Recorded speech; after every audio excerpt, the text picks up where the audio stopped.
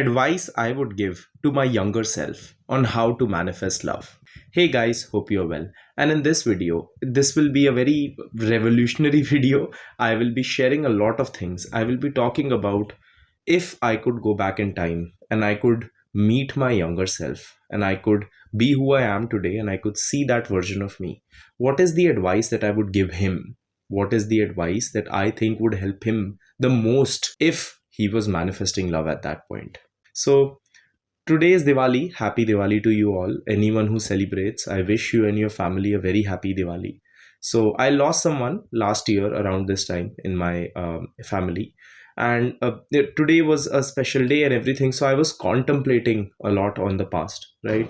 And I do this a lot. I do this a lot on these events, on these places, because these things help me reflect where I was and where I am coming to, right?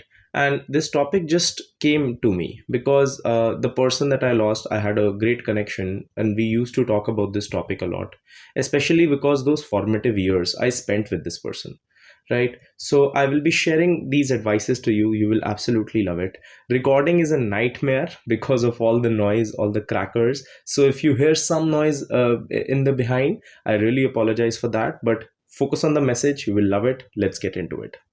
Number one advice I would give to my younger self if I was manifesting love is you are worthy now. What does that mean? So, as I was growing up, I have shared this in a few of my videos before. I come from a very insecure mindset.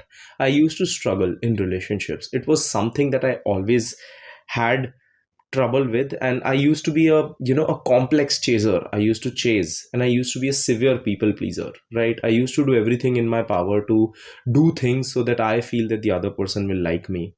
I remember this one event. Like I laugh at it now. At that time it didn't feel weird. I was still a grown up, like I was not a kid, and I made this card for a girl.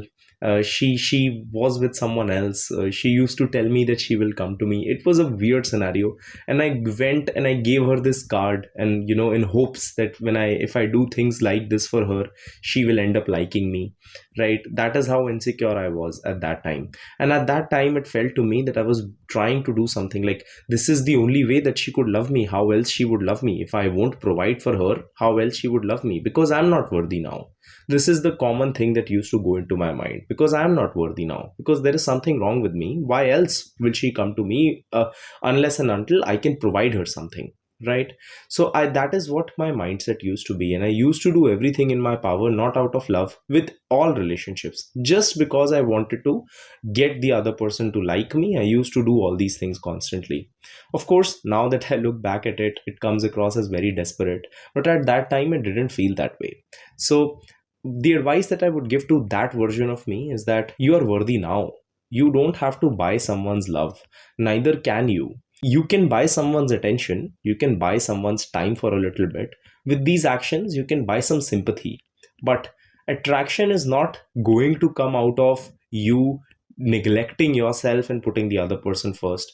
And attraction is not going to come out of things where you will have to sacrifice yourself just to get this person.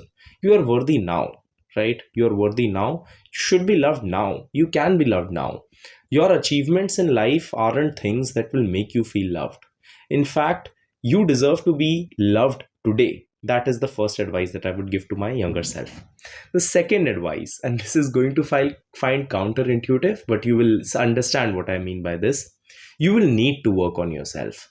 Now, why is it that I will give myself this piece of advice? The more important thing to understand is, what does working on yourself here mean? So, just like every kid, right? When I was growing up, I was learning about the relationship topics, things like that, from my surrounding relationships and the movies that I used to see and the books that I used to read. I was an avid Wattpad reader, a very toxic place. Any person who has read Wattpad knows that there are some stories there that are just highly toxic, and those are the ones that attract you the most, because at that time that drama feels exciting, right? I would tell myself that you do need to work on yourself, but for two reasons. Number one, you need to work on yourself because you deserve to be the highest version of yourself. You deserve to be someone who is not running and going into their life just because of their insecurity. Number two, because there are some things in relationships that you are also doing that are toxic. You are trying to project your insecurities onto your partner constantly. You're trying to somewhere control them, right? All these things, even though they can be subtle, they are signs of things that you need to work on, right? A lot of times we just put the blame on the other person, that she did this, he did that, he's this way, he's that way, but we don't take a look on ourselves, that what is my role to play in my downfall here? What is my role to play so that this relationship can get better? And this is not to say that there is anything wrong if you have to work on yourself. It actually takes a lot of power and a lot of courage to accept that you do. That's actually a very good thing. You should be proud of yourself if you're doing that. But it is essential for your relationships to get better. If you are demanding that your partner works on themselves, demand the same level of excellence from yourself.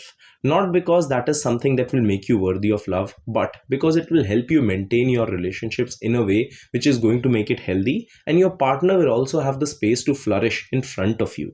That is a very important thing to do. Number three advice that I will give to my younger self is that drama is not cool. Having third parties in relationships is not cool. Having these weird fights in relationships is not cool. Playing power struggle games in relationships is not cool. You don't have to try to make your partner jealous. You don't have to play these games where I will call this person, will they pick up? When they call me, will I pick up? I will post these things on Instagram so that they can see and they can get jealous.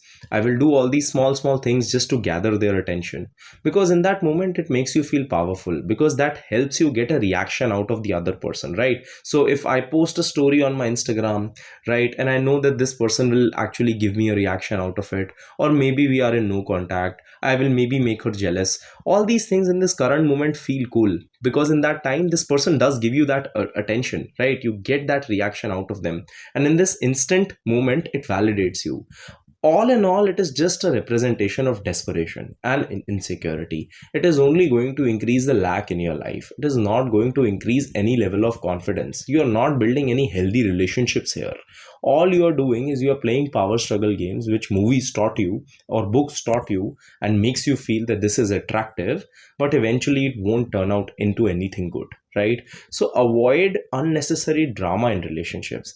If you want something good, if you want something exciting in your relationships, focus on adventure. Focus on doing adventurous things together. Focus on creating beautiful memories which are focused on adventure. That will help you replace the dramatic side of the relationship. Next advice: don't change just to be liked. Now, I remember that since I have been young, I have always loved to read books, right? It has been an important part of my life, and I have always read books. Just like I started with Wattpad, since then I have like a big bookshelf in my room. I love reading books, right? I love reading books. So at that time when I was young, there was this girl that I used to be involved with, and she used to hate reading books. You know what I did? At some point I told myself, you know what, maybe I should stop reading books, because if I do, maybe she will like me, right? And I stopped reading books for a while. I just tried to become the person I thought she would like. She used to smoke. I didn't used to smoke at all. And I hated that habit. In my mind, I started to think that, oh, maybe smoking is cool. Maybe smoking is attractive. Now, when I say these things, it doesn't feel good. But at that time, my mentality was that if I do these things, if I become more likable, if I follow along the structure of the things that this person is saying, maybe she will like me.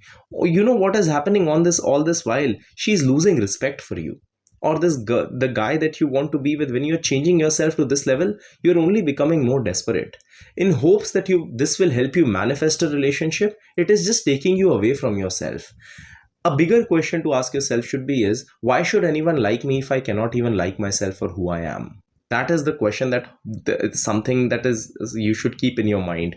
If I cannot even accept and like myself for who I am, why should any other individual?